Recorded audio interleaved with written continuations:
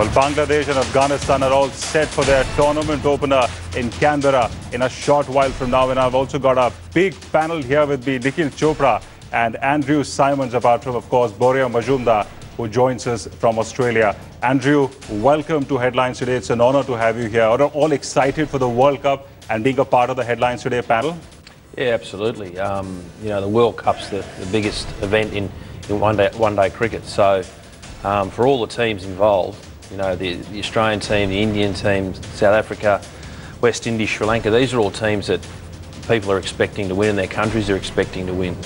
But looking at the wickets that they've played on so far, they've been, for me, I think, surprisingly docile and big scores. The extra fielder inside the circles making it difficult for the bowlers. And big scores.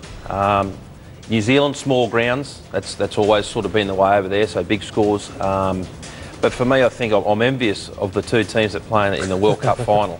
It'd be magnificent to play in the MCG, 100,000 people, what a stadium. So, yeah, looking forward to that day as well. All right, well, hold on to those thoughts, Andrew. I'll come back to you in a bit. First, let's talk about the big game coming up today. Bangladesh will start as favourites against Afghanistan in their first match of the World Cup in Canberra. They haven't had the perfect start to their World Cup campaign as they lost both their practice matches. The team hasn't had an international outing in the last 2.5 months. In their absence, in their practice session ahead of the match, Tamim Iqbal stayed away from the nets and took just a few throwdowns. Afghanistan, on the other hand, will be making their World Cup debut today. They lost to India in the practice match but won against UAE and will now be hoping to carry the momentum against Bangladesh. The team will be hoping to take a leaf out of Ireland's book and beat Bangladesh in their World Cup opener. This match in Canberra starts in less than half an hour from now. All right, Andrew, Bangladesh will definitely be keen on an early big confidence booster as far as the World Cup is concerned with this game. Yeah, I think with all World Cups, all big tournaments, it's very important to get away to a good start. It settles a team down, controls the nerves a bit. If you lose your first game, it can send a bit of a jitter through the camp. So it's very important to start well. Bangladesh obviously will be expected to beat Afghanistan because they don't play international cricket as a general rule. So that's the expectations on them to win. But Afghanistan, as an underdog, it can be the best place to fight from sometimes. Nikhil, Bangladesh, of course, lost to Pakistan and Ireland. Not really the ideal way for them to start off their campaign in the warm-up games. No, not at all. But I guess, Pakistan's a better side. And like you just said, they haven't played any sort of international cricket for the last 2.5 months. And getting into a tournament like the World Cup, it's never easy. You'd want to get a win under your belt, like just Andrew said, just to start your momentum. But playing Afghanistan, not the best of sides in the world. They're not a full associated nation with the ICC playing international cricket. That would make a difference. But hey, I'm sure Saqib, Murtaza, all these guys would want to go out there, put their best foot forward just to surprise a couple of bigger teams in their pool. So, but at the end of the day, as a side, they'd want to start the World Cup on a winning note. All right, let's also now talk to Boria Majumdar, who's in Australia covering this game. Boria, share with us an update on the pitch and the conditions, and of course, how crucial can the toss be?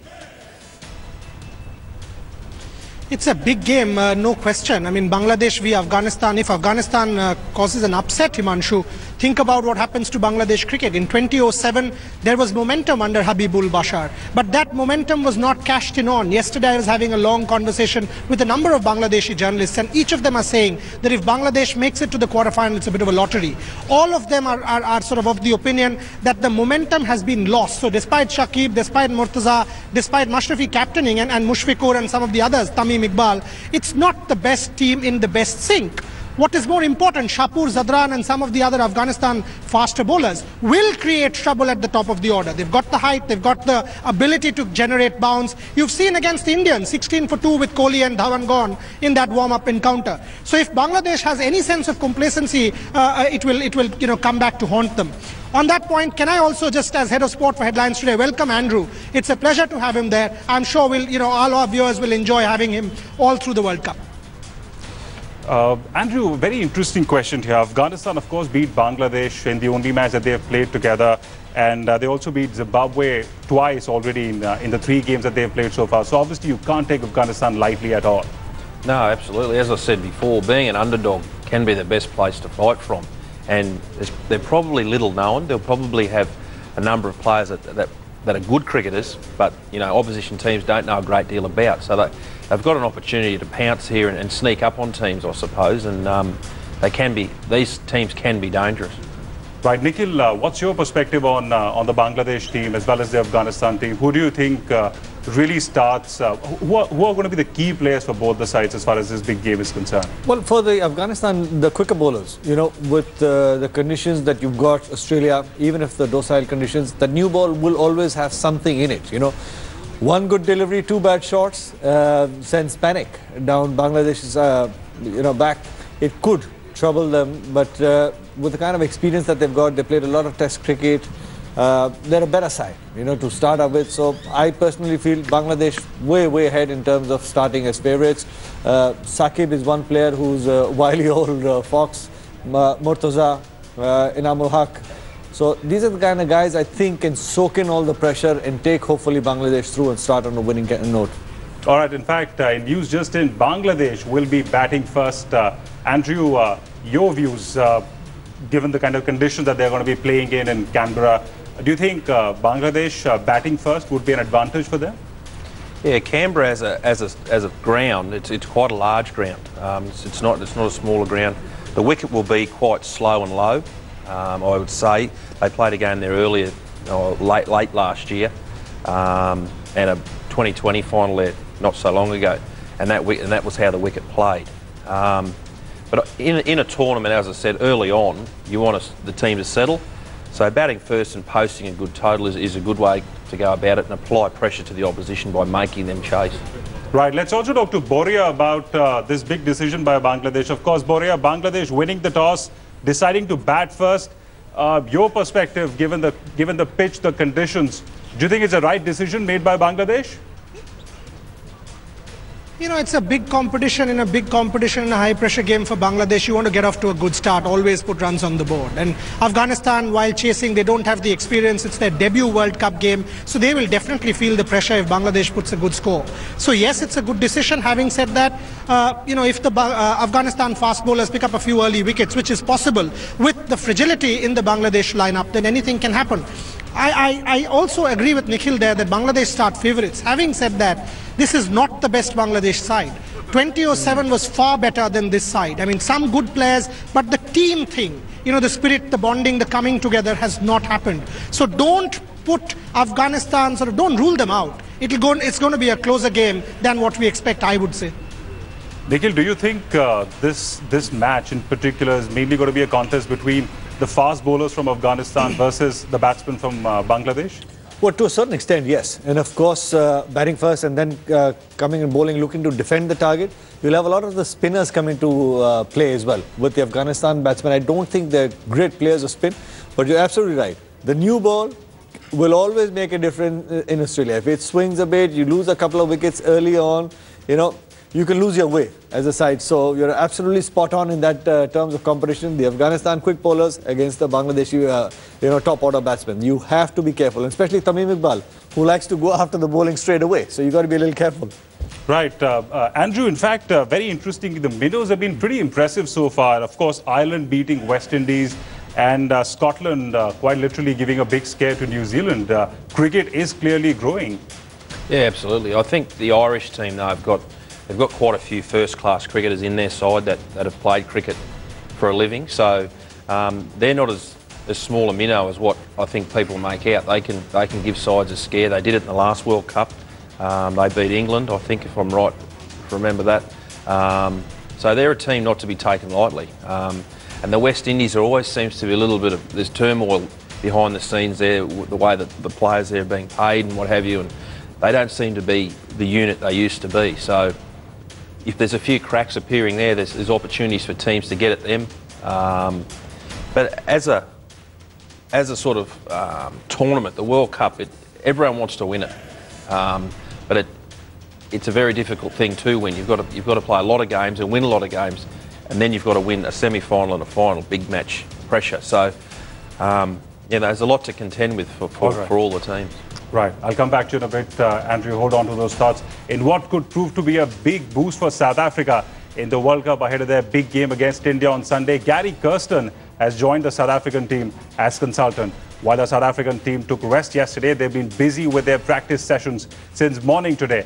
Kirsten could be seen helping the Proteas during their net session, apart from, of course, talking to players like AB de Villiers individually. Considering he has worked closely with the Indian team, he could play a major role in advising the Proteas and help them with the strategies to derail India's progress.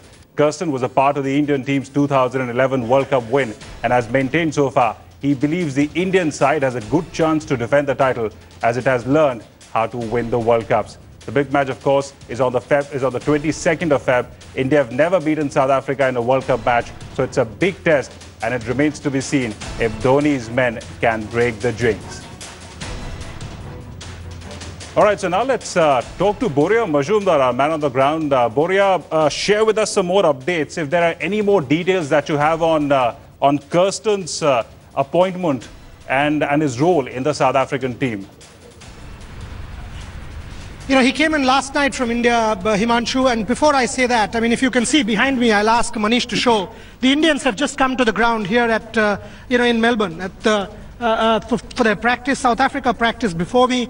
The Indian huddle just happened about 2-3 minutes back. They will practice for the next 3 hours. The South Africans did a rigorous workout in the morning, and Kirsten was seen individually to look after players like David Miller. David Miller was practicing with one stump, and Gary was looking after him, was trying to get Farhan Bahardin to practice outside the off stump.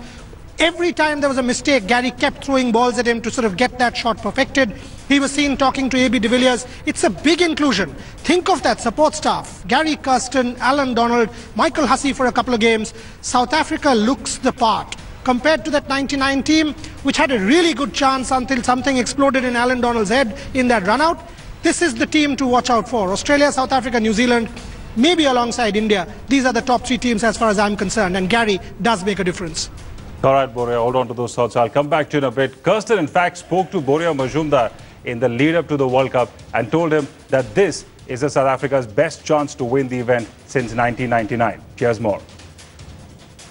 Tell me, when South Africa plays India with this kind of death bowling, can I ask you, what should India's strategy be when they play South Africa?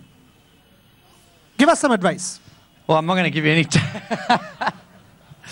I'm not going to give you any tips, but I think both South Africa and India have got great batting lineups. That's the one thing I will say. And I would have it at a guess that both teams would feel comfortable chasing down scores and chasing down fairly big ones too. I mean, India certainly have proved that. I think it's going to be a fascinating contest between 2 quality teams. It's a bottom line. And you know, these World Cup games, it's not as if you're playing in a series and the better team is generally going to come through. It's a one-off game. Someone can go get a big score. Someone can do a great piece of fielding, take a great catch and turn a game around. And it can be the win. But I think it'll be a great spectacle, that game. In fact, someone told me the other day that there are more tickets sold for that India-South Africa game than there are for the opening game of the World Cup between England and Australia. So, you know, for me, the World Cup is going to begin sometime in the middle of March, to be honest with you. That's where it's going to get really exciting. That's where your kind of mettle will be tested mentally. And I think South Africa, kind of, for me, I think this is their best chance of winning the World Cup since 1999, which I was part of that team, and we blew it in the semis, but I think they've got a strong chance this year. Well, Andrew, quite clearly a big decision made by South African cricket team and, of course, their cricket board and their team management to get Gary Kirsten on board. Your first comment on that? Yeah, well, I think he's a well-travelled man in the modern game. He's been around big teams over the last number of years as the game's evolved, and he's seen what goes on in and around these teams. So I think a smart inclusion, absolutely. He knows, he's got his finger on the pulse in the modern day cricket, absolutely. Nikhil, of course, Gary Kirsten was a very important part, a critical part of India's 2011 World Cup win. Do you think he can prove to be the X factor for South Africa as well, as far as this World Cup is concerned? They need to desperately win a World Cup. They've been close on a lot of occasions, but they definitely want to win it this time. Well, they've always been a good side. It's the battle between the years that makes all the difference, and especially come the business end of the tournament, that's when you look to peak as a side. That's the important thing. You know, in terms of quality batting, they have it. In terms of quality of pace bowlers, they have it. It's just a battle between the years, and hopefully for the South African side, Gary Kirsten being part of that side can catapult them on the other side of the line. But the big question is, you might have all the planning, preparations. At the end of the day, how the player feels within the field of play when it comes to the execution, Himanshu, that's the biggest question for South Africa, and it has been over the last couple of World Cups as well. If they can overcome that, surely they're the side to beat in this World Cup. Right. In fact, let me now also talk to Boria, who's in Australia. Boria, you've been interacting closely with the South African team management and the Indian team management as well. In what ways do you think the South African team management would probably be keen to utilize Gary Kirsten? In what ways do you think Gary can really make a difference to the South African team? See, first and foremost, I mean, this whole C tag, the chokers tag, how do you redeem that? How do you counter that? Obviously, with a lot of experience and ground knowledge. Now, Gary is one of the best people to do that. Every team chokes, but South Africa has sort of been given this chokers tag. Think of India's record in the final, not the best. But South Africa has been branded as chokers. How do you sort of counter that? People like Gary Kirsten, A.B. de Villiers, Alan Donald, these people have the experience to tell the players how to go beyond that line. And today morning, if you see that lineup, 4 for 80 against Zimbabwe, 340. And the kind of intensity I saw, Quentin de Kock, Hashim Amla, A.B. de Villiers, Farhan Bahardien, David Miller, JP Dumini, it's a power-packed lineup. So they've got all the potential. If the fine-tuning happens, like Gary was doing, throwing balls at a particular length to certain players, I think they have a brilliant, brilliant team to go the distance. Australia and South Africa are the two teams for me. All right. Thanks a lot, Boria. Thanks a lot, Andrew, as well as Nikhil.